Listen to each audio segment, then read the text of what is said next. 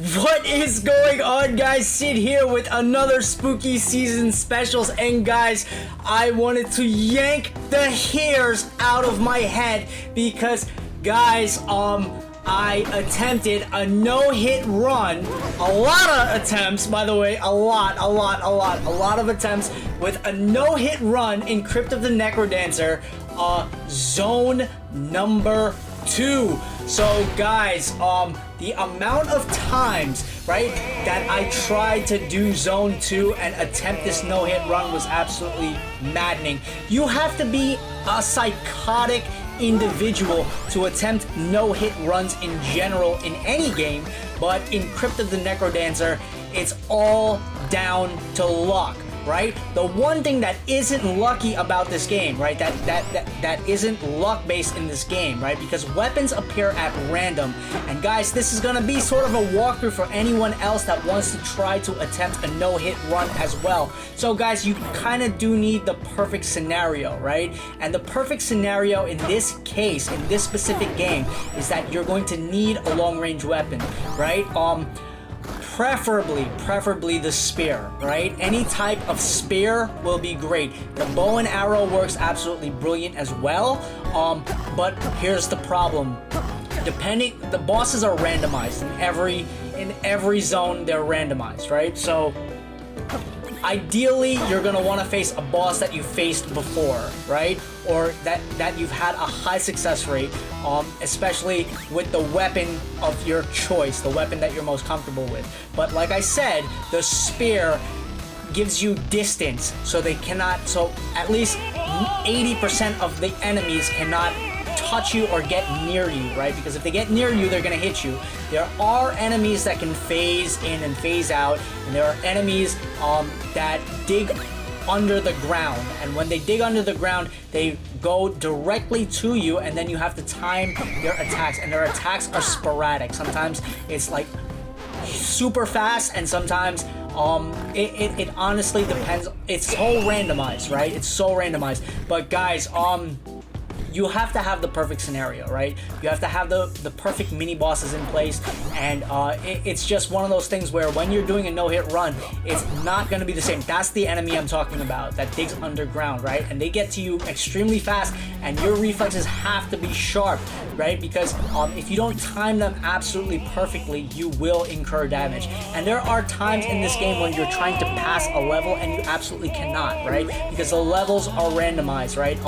The level design is highly randomized, the game is highly randomized, the weapons are highly randomized. It's the best and worst part about this game, right? But the fact that this game is so randomized, it makes it super fun because you don't know what to expect depending on the weapons. This is one of the phasing enemies that I was talking about. But guys, in zone number 2, attempting a no-hit run, it's absolutely wild. This took me a couple hours to do. So if I'm making something look absolutely simplistic, it's like, oh, I can do that. Guys, I invite you to try. You have to take my word for it. Attempting no-hit runs in any game is hard, right?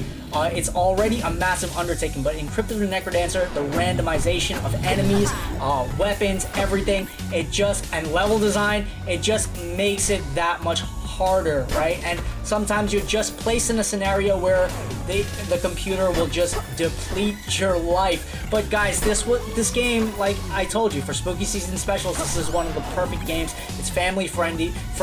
It's just wholesome, awesome content. And guys, if you really want to clear this level with a no-hit run, right, in place, you've gotta have one thing above all else. You have to have patience, right? You can't just spring up on enemies, and you don't have to face every enemy. You just have to face enough enemies to get the amount of coins you need to get a long distance weapon, right? So I was trying to use the bow and arrow, and I was super successful. I think I had 3 no-hit attempts, three successful no-hit attempts before coming to the final boss and then incurring damage in the final boss. And the final bosses are randomized as well, right? So there's a couple of bosses that the bow and arrow is actually a detriment to attempting a no-hit run. And Coral Reef is a good example of that, right? Just because of how the enemies appear on screen and when they appear on screen. So what you want is essentially a distance weapon, and you want the spear, right? Any version of the spear, but if you can get the titanium spear with 2 damage, that's absolutely brilliant. And then you can do the pickups and then up it to 5 damage, 4 damage, 3 damage, whatever, whatever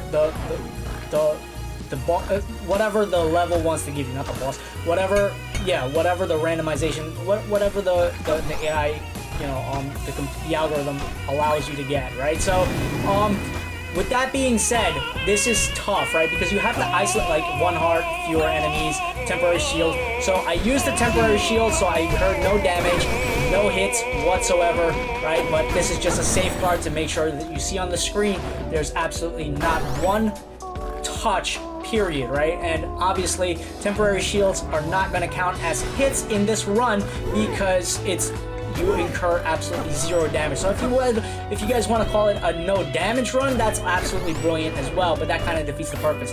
It's a no hit run. Temporary shield acts as if you weren't getting hit, right? So that's the semantics of that. But regardless of that, they still did not touch me. So we clear that, and then we get to deep blues again. And this is ideally, if you're attempting a no-hit run, this is ideally what you want, because the mini enemies on the screen, you can time them with some degree of certainty. And guys, if I'm making this look super simple, super simple, I assure you, this is tough.